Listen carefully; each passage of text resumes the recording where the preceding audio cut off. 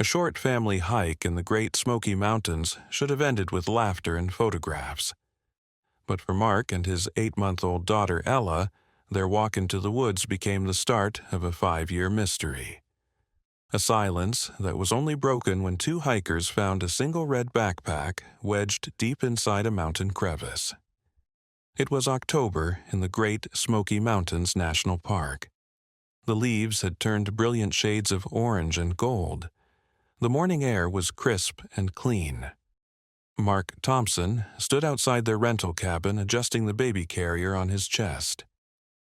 Inside the carrier, 8-month-old Ella babbled happily. Her tiny hands reached for the colorful leaves floating past on the breeze. She made soft cooing sounds that melted her father's heart every single time he heard them. Sarah Thompson watched from the cabin porch with a warm smile.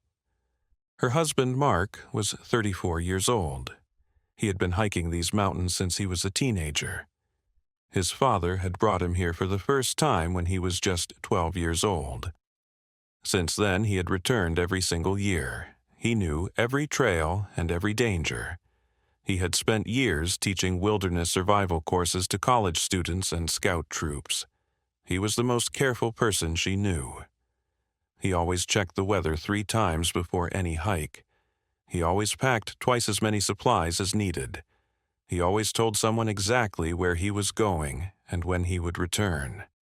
That was why she felt no worry as he prepared for this simple morning hike. Mark walked over to kiss his wife goodbye. His hiking boots crunched on the fallen leaves. "We will just go up to Rainbow Falls and back. Should take 2 hours at most. The trail is easy and well marked. Perfect for Ella to see her first waterfall. I want to take lots of pictures for her baby book." Sarah laughed and adjusted Ella's tiny knit hat, the one with little bear ears on top that Sarah's mother had made. "Don't let her eat any leaves. She tries to put everything in her mouth these days. Yesterday, I caught her trying to eat a pine cone." Mark grinned and patted his backpack. "I have her bottles and extra diapers, plus all the usual emergency supplies. First aid kit, emergency blankets, water purification tablets, trail mix, flashlight, and my satellite phone if the cell service fails. We will be back before lunch. Maybe we can drive into town later for that barbecue place you wanted to try. The one with the famous pulled pork sandwiches." Sarah waved as they headed down the path toward the trailhead. Mark turned back once to blow her a kiss. Ella's happy gurgling echoed through the trees. The baby seemed to love being outside. She always became more alert and interested when they took her into nature. Sarah went back inside the cabin to enjoy her rare moment of quiet. She made herself a cup of coffee with the fancy machine the rental cabin provided. She added cream and sugar just the way she liked it. She settled onto the couch with a book she had been wanting to read for months. It was a mystery novel her book club had recommended. The rental cabin was cozy and warm. A fire crackled in the stone fireplace. Sunlight streamed through the large windows. Outside, she could hear birds singing and the distant sound of a creek babbling over rocks. It was the perfect autumn morning. She felt completely at peace. 2 hours passed quickly. Sarah had gotten absorbed in her book. The mystery was just getting good when she glanced at the clock on the wall. Mark and Ella should be returning soon. She bookmarked her page and moved to the kitchen to start preparing lunch. She made turkey and cheese sandwiches with the fresh bread they had bought at a local bakery. She cut up fresh fruit, including strawberries and grapes. She set out Ella's favorite banana puree and the little plastic spoons with elephants on the handles. She even opened a jar of the sweet potato blend Ella had tried for the first time last week. Another hour went by. Sarah checked her phone. No messages from Mark. She sent him a quick text asking if everything was okay. Sometimes the trail took longer with a baby. Maybe Ella had needed a diaper change. Maybe Mark had stopped to feed her. The message showed as delivered but not read. That was a little unusual. Mark always kept his phone accessible when hiking. He said it was basic safety protocol. By 2 in the afternoon, Sarah's casual concern had shifted to real worry. Mark was never late without calling. It was one of the things she loved about him. His reliability, his consideration. His phone was going straight to voicemail now. She tried to tell herself that maybe his battery had died. Maybe the trail took longer than expected with the baby. Maybe they had stopped to watch wildlife.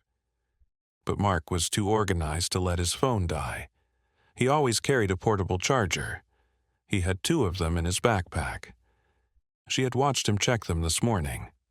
At 3 o'clock, Sarah could not wait any longer. She grabbed her car keys and drove to the Rainbow Falls trailhead parking area. The winding mountain road usually calmed her, but now it seemed to take forever. She gripped the steering wheel tightly as she navigated each curve.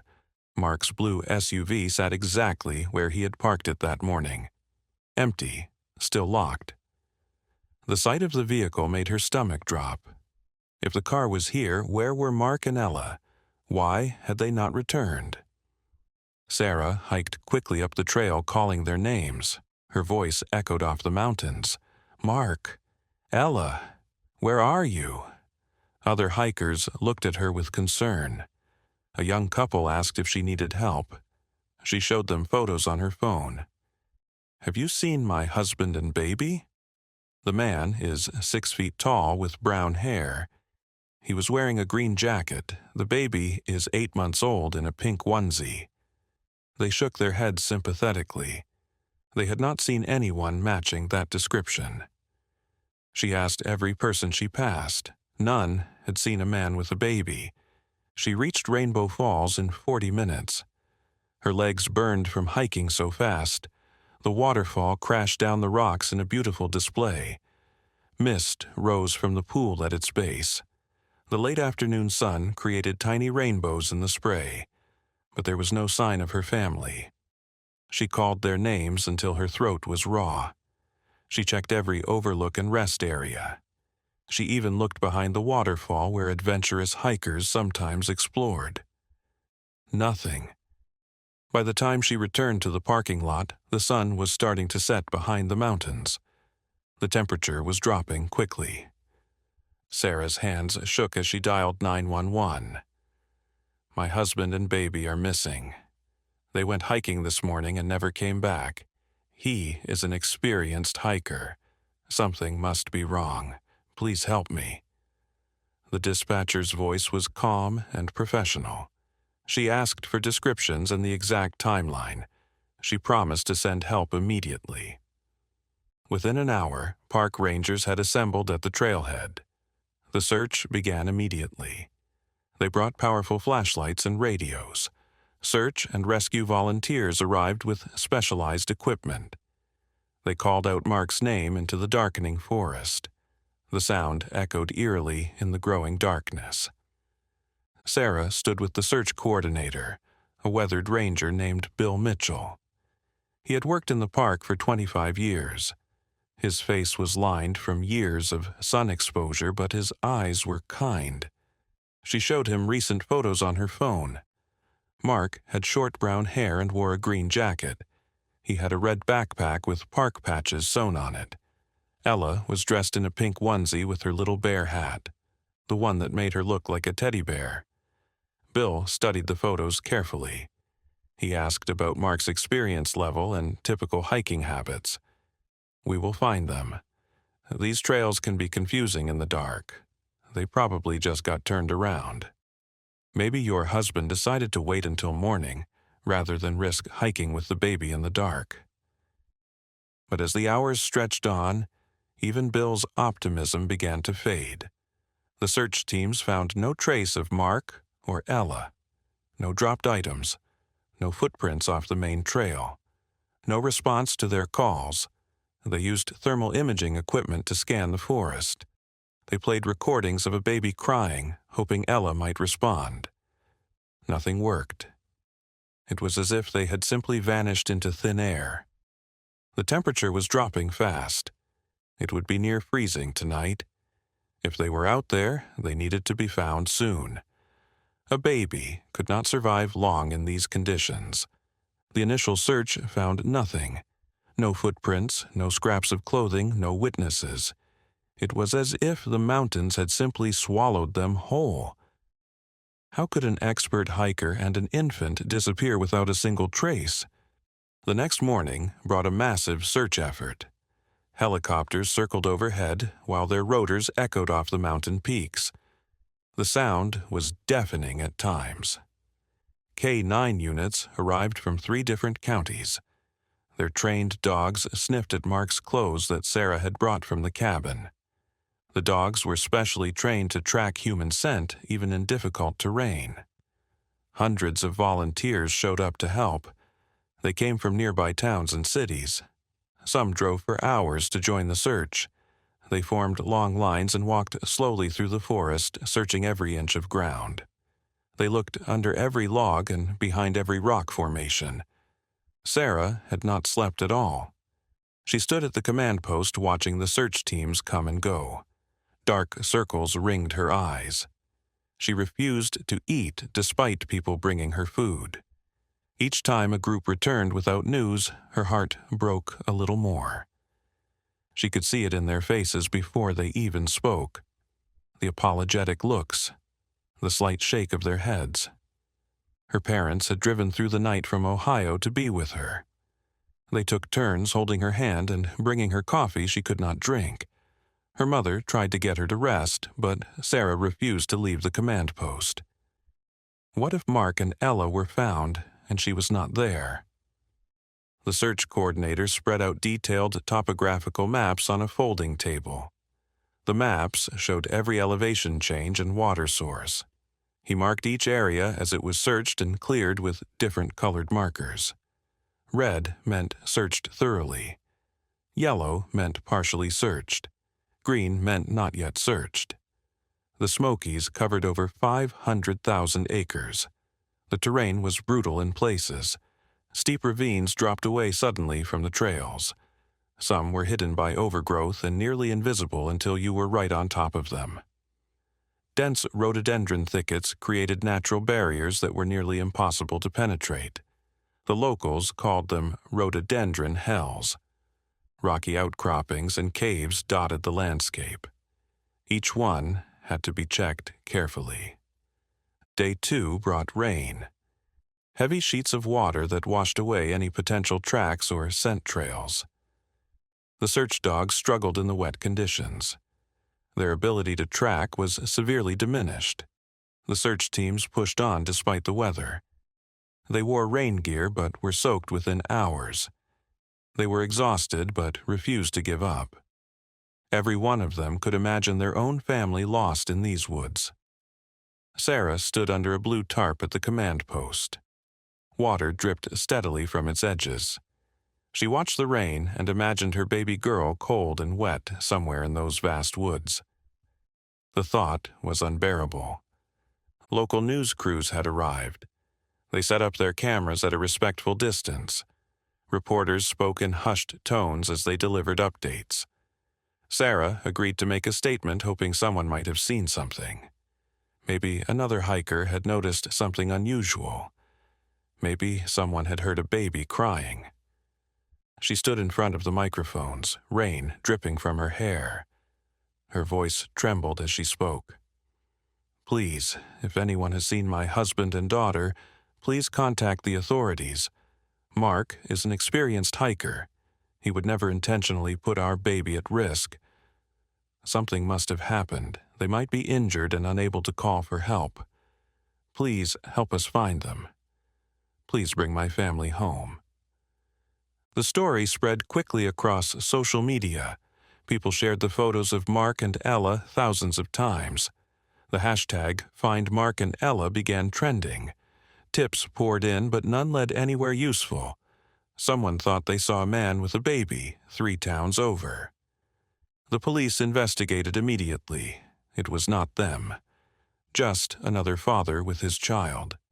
Another person reported hearing a baby crying in the woods near their cabin. A team was dispatched to search the area. It turned out to be a fox. Their cries could sound remarkably like human babies. Each false lead felt like another stab to Sarah's heart. After a week of intensive searching, the official effort began to scale back. Resources were limited. Other emergencies needed attention. The search coordinator met with Sarah privately in a small office at the ranger station. His face was grave. The weight of the situation showed in every line. "Mrs. Thompson, we have covered every accessible area within a 10-mile radius. We have used thermal imaging, cadaver dogs, and aerial surveillance. We have checked every cave and ravine we can safely access. I am deeply sorry, but at this point we have to consider that they may have fallen into one of the inaccessible ravines. With the recent rain, recovery might not be possible. The water would have washed them downstream. We might never find them." Sarah shook her head violently. Her whole body rejected the words. Number. Mark knew these mountains. He would never take Ella anywhere dangerous. He had emergency supplies in his backpack. He had a whistle, a first aid kit, emergency blankets. He had enough food and water for 3 days. He was prepared for anything. He practiced wilderness survival. He could build shelters and start fires without matches. He knew which plants were edible. He would protect Ella with his life. The coordinator's expression was sympathetic but firm. Sometimes even the most experienced hikers have accidents. A sudden rock slide, a medical emergency, a wrong turn in the fog. There are many things that can go wrong in the wilderness. Even experts make mistakes. Even careful people have accidents. The official search was suspended after 2 weeks. Only a small team of rangers continued to patrol the area during their regular duties. They promised to keep their eyes open, but Sarah knew the active search was over. She refused to leave the Smokies. She could not abandon Mark and Ella. She moved from the rental cabin to a motel closer to the park entrance. The room was small and smelled of old carpet, but it was affordable. Every day she printed new missing person flyers at the local library and posted them at every trailhead and visitor center. She replaced them when rain destroyed them. She talked to every hiker she met. She started a Facebook page called Find Mark and Ella Thompson. She posted daily updates even when there was nothing new to report. She shared photos of happier times. Mark teaching a wilderness survival class to eager college students. Ella taking her first bite of solid food and making a disgusted face. The 3 of them at Ella's baptism just 2 months ago. Mark holding Ella up to the Christmas tree so she could touch the ornaments. Each photo was like a knife in her heart, but she could not stop looking at them. They were all she had left. The tips became stranger as time went on. The internet brought out conspiracy theorists and attention seekers. Someone claimed to have seen Mark and Ella being abducted by aliens. They sent blurry photos of lights in the sky. Another person insisted they had joined a cult in the mountains. They said there were secret communities living off the grid. Someone else suggested Mark had been involved in drug trafficking and had fled to Mexico. The theories were ridiculous and hurtful, but Sarah read every message. She followed up on every lead, no matter how unlikely. Her parents begged her to come home to Ohio. They were worried about her mental health. But how could she leave when Mark and Ella might still be out there? How could she give up on them? Winter came to the Smokies. Snow blanketed the peaks and made many trails impassable. The park closed certain areas for public safety. Sarah watched from her motel window as the mountains turned white. She knew the chances of survival in those conditions were almost zero. No one could survive months in the wilderness during winter, especially not a baby. But still, she stayed. Still, she searched when weather permitted. Still, she hoped for a miracle. She attended every ranger meeting about the case. She called the FBI to request federal assistance. They said there was no evidence of a crime. The 1-month anniversary of the disappearance came and went. Local media did follow up stories, but public interest had waned. The case had gone cold. The ranger station still had the missing person posters up, but they had grown faded and water-stained. New missing hiker cases demanded attention and resources. The Smokies were dangerous. People went missing every year. Mark and Ella Thompson became another unsolved mystery of the Great Smoky Mountains. Another cautionary tale about the dangers of hiking with children. Local forums and true crime podcasts picked up the story. They speculated endlessly about what might have happened. Some thought Mark had staged his own disappearance. They pointed out that he had recently increased his life insurance policy. Sarah had to explain repeatedly that this was only because they had just had a baby.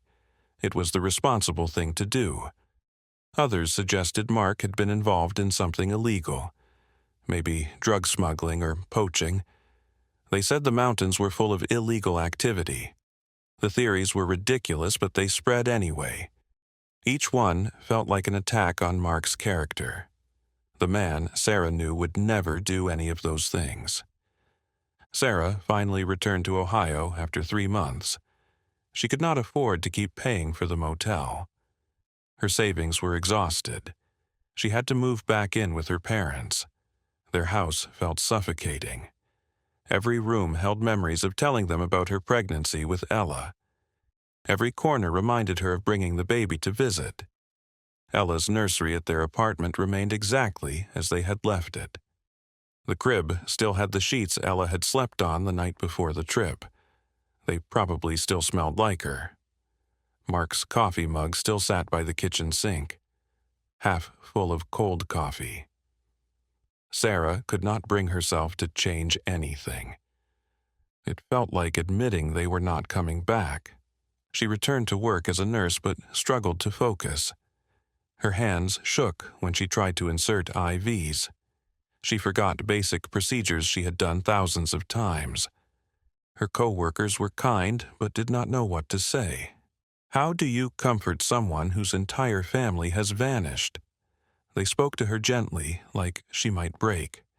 They covered for her mistakes without complaint. Sarah went through the motions of living but felt dead inside. She still checked the Facebook page dozens of times every day. Every notification made her heart race. She still called the ranger station every week to ask if there was any news. There never was. The ranger who answered knew her by voice now. He always sounded sad when he said there were no updates. Year 2 was harder than year 1. The sharp edge of hope had dulled into a constant ache. Everyone else had moved on. People stopped asking about Mark and Ella. They stopped sharing the Facebook posts. Sarah started seeing a therapist who specialized in ambiguous loss. That was the term for when someone goes missing, but there is no body, no closure, no answers. The not knowing was its own special kind of torture. The therapist encouraged her to have a memorial service, to find some kind of closure. Sarah refused. A memorial meant accepting they were gone. She was not ready for that. She might never be ready. She returned to the Smokies on the anniversary of the disappearance. She stayed in the same motel. The owner remembered her and gave her a discount. She hiked the Rainbow Falls Trail alone. Her legs remembered every step. She stood at the waterfall and remembered Mark's excitement about showing it to Ella. He had talked about it for weeks before the trip. He had shown Ella pictures of waterfalls in books. She left flowers at the spot where the trail branched off into the wilderness. Purple asters and orange butterfly weed. Mountain flowers that would have been blooming when they disappeared. She met with the current search coordinator who promised they still kept the case file active. But active meant it sat in a filing cabinet gathering dust. No one was actually looking anymore. Year 3 brought a cruel kind of peace. Sarah still thought about Mark and Ella every day, but the constant agony had faded to a dull roar. She could function better. She made it through entire work shifts without crying. She had started dating someone, a fellow nurse named James who was patient and understanding. He had lost his brother in a car accident years ago. He understood grief. He never complained when she could not sleep and spent hours scrolling through old photos. He held her when she cried on Ella's birthday. He never tried to replace Mark. He just offered quiet support. The Facebook page had fewer visitors now. Only the most dedicated followers still checked for updates. Some had become friends. Other parents who had lost children. Other spouses who had lost partners. They formed a sad little community of people who understood. Sarah posted less frequently. What was there to say? Nothing had changed. Mark and Ella were still gone. The mountains kept their secrets. Life moved on around the hole they had left behind. The world did not stop for individual tragedies. Year 4 tested Sarah's resolve. James proposed, and she said yes. It felt like a betrayal, even though she knew Mark would want her to be happy. He had always said if anything happened to him, she should find someone else. He had even joked about it. But jokes were different from reality. She kept her wedding ring from Mark in a jewelry box next to Ella's hospital bracelet, the tiny plastic band that had been around her perfect little ankle. She visited the Smokies less often. The drive had become too painful. The mountains that had once brought her peace now only reminded her of everything she had lost. Even seeing them in photographs hurt. She finally agreed to a small memorial service. Just family and close friends. No media, no spectacle. They held it in a park near their home in Ohio. They shared memories and released butterflies in a park Mark had loved. Monarch butterflies that would migrate south like Mark and Ella should have come home. Sarah spoke about Mark's love for nature and Ella's infectious giggle. The way she would laugh at everything. The way she would reach for Mark's face and pat his cheeks. Sarah did not use the word closure because there was none. How could there be without knowing what happened? Without being able to lay them to rest? As year 5 began, Sarah had found a fragile balance. She had bad days when grief ambushed her in the grocery store seeing a father with a baby. The way the man would bounce the child to stop their crying. The way Mark used to do with Ella. She had good days when she could remember Mark's terrible dad jokes without crying. His favorite was, "Why don't mountains ever get cold?" Because they wear snow caps. So stupid. But he laughed every time. She had learned to live with the not knowing, even though it still hurt. The Facebook page now served more as a memorial than an active search. People shared their own stories of loss and survival. It had become a support group.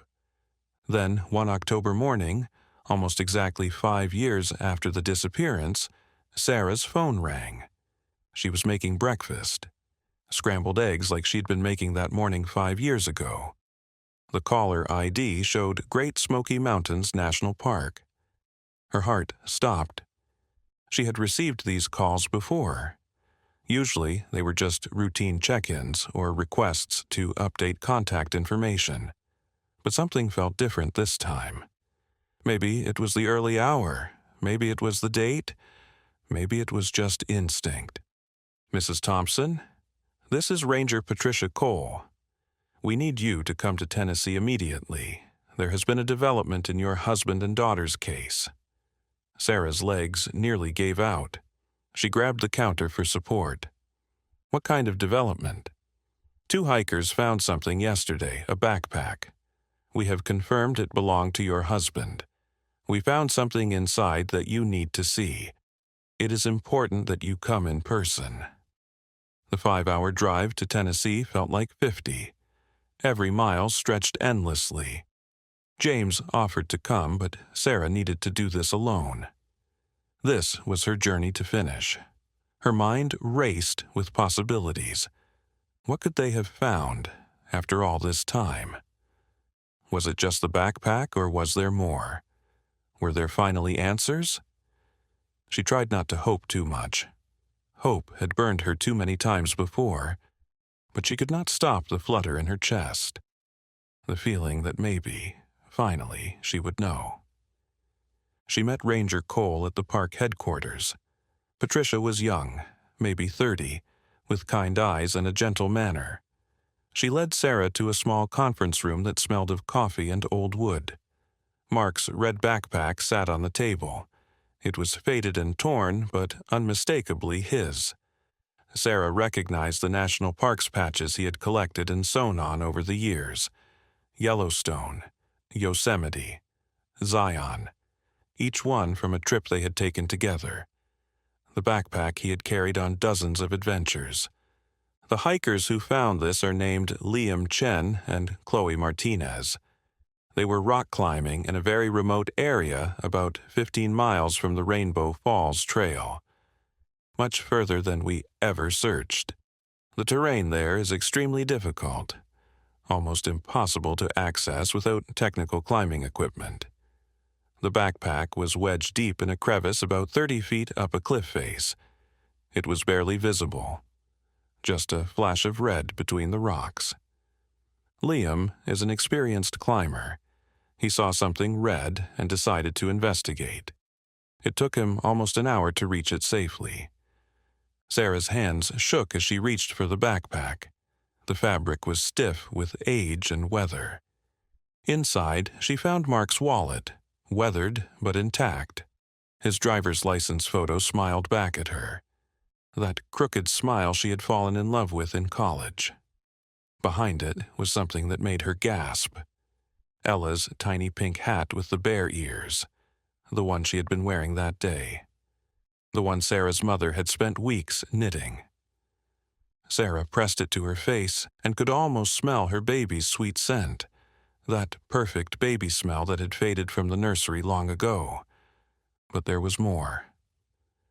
Patricia pulled out a waterproof case, the expensive kind Mark always used for important documents when camping. Inside was a journal. Mark had always carried one to record his hikes. He said it helped him remember the trails better. The pages were mostly intact, protected by the case. Sarah opened it with trembling fingers. Most entries were from before the disappearance. Notes about trails and wildlife sightings. Sketches of birds he had seen. But the last few pages were different. The handwriting was shaky, desperate. Some words were barely legible. Sarah read aloud, her voice breaking with each word. Day 1. Ella and I are trapped. Rockslide came out of nowhere when we went off trail to look at something. Thought I saw a rare bird. A scarlet tanager. Wanted to show Ella. Stupid mistake.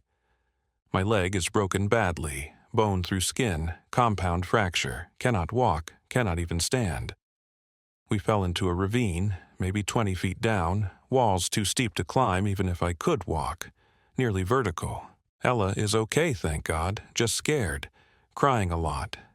I have formula and diapers for maybe 2 days, phone broken fall, screen shattered, will not turn on, whistle does not carry out of ravine, sound just bounces off walls.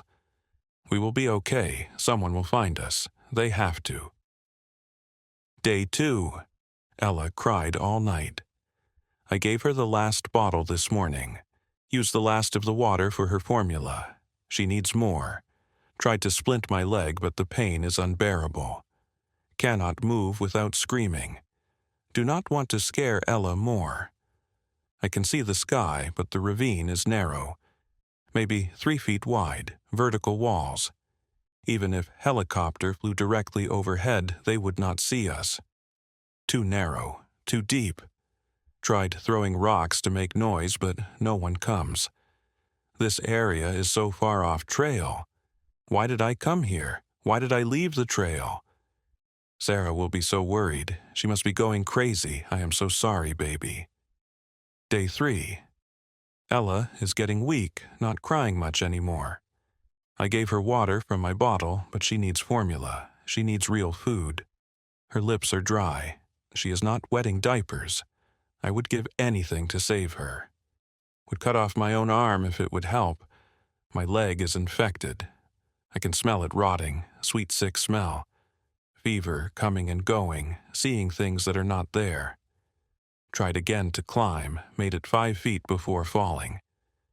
Think I broke ribs. Breathing hurts. Sharp pain with every breath. Ella barely crying anymore. Just whimpers. Please God help us. Please someone find us. Day 4. I know we are going to die here. I am so sorry, Sarah. I was supposed to protect our baby. I was supposed to keep her safe. I failed. I failed as a father. I failed as a husband. Ella is so quiet now. I hold her against my chest to keep her warm. She still smiles at me sometimes. Even now she smiles. That beautiful, toothless smile. She is the best thing I ever did. Tell Sarah that. Tell her Ella never suffered. Tell her I tried. Tell her I am sorry. Day 5. Ella died this morning. Peaceful, like she just went to sleep. No crying, no struggle. Just stopped breathing. I held her and sang to her. The song Sarah always sang, You Are My Sunshine. Twinkle, twinkle, little star. She looked so beautiful, so perfect, like she was just sleeping. I wrapped her in my jacket to keep her warm, even though I know it does not matter now, cannot let her go. The pain in my leg is nothing compared to this. I want to die. I pray to die. But I need to write this for Sarah. She needs to know what happened. She needs answers. Day 6 or 7, losing track, mind going, infection spreading, can see red streaks up my leg, blood poisoning, fever so high, hallucinating, see things that are not there. Sometimes think I hear Sarah calling. Sometimes see her face. I know it is not real. Ella is still in my arms. Cannot let her go. She is so light now, like a bird, like she might float away. I will hold her until the end. We will be together. Sarah, my love, if someone finds this, please tell my wife I love her. Tell her this was my fault, all my fault. I went off trail. I took a stupid risk. Wanted to show Ella something special. Tell her Ella never suffered. She was brave and strong like her mother. She smiled until the end. Still reached for my face. Still patted my cheeks with her little hands. I am using my last strength to put this journal in the waterproof case. We'll try to throw the backpack up high where someone might see it someday. Must weigh 50 pounds, but we'll try. I love you, Sarah. I love you both so much. I am so sorry, so very sorry. Please forgive me. Please remember us happy. Sarah collapsed in the chair sobbing. Her whole body shook with the force of her grief. Patricia sat beside her and held her hand. She did not speak. There were no words for this. The journal explained everything. Every horrible detail. The final mystery solved in the most heartbreaking way possible. Mark had managed somehow to throw or wedge the backpack high up in that crevice before he died. With broken ribs and a dying body, he had climbed. His last act was making sure Sarah would know what happened, making sure she would not wonder forever. Based on the GPS coordinates Mark had written and his description of the ravine, a recovery team was dispatched the next day. It took them 2 days to reach the location with proper equipment. They found it exactly as Mark had described, a narrow ravine hidden by overgrowth. The opening was barely visible from above, easy to fall into but impossible to climb out of with a broken leg. The walls were smooth granite. No handholds, no way up. At the bottom, they found Mark's remains. He was still holding Ella, still cradling her against his chest, still protecting her even in death. They had to use ropes and climbing gear to recover them. Sarah chose to have them cremated together. They had died together and would rest together. She could not bear the thought of separating them. The memorial service was not just a memorial anymore. It was a real goodbye. She scattered their ashes at Rainbow Falls, where Mark had planned to show Ella the beauty of nature, where their last adventure had begun.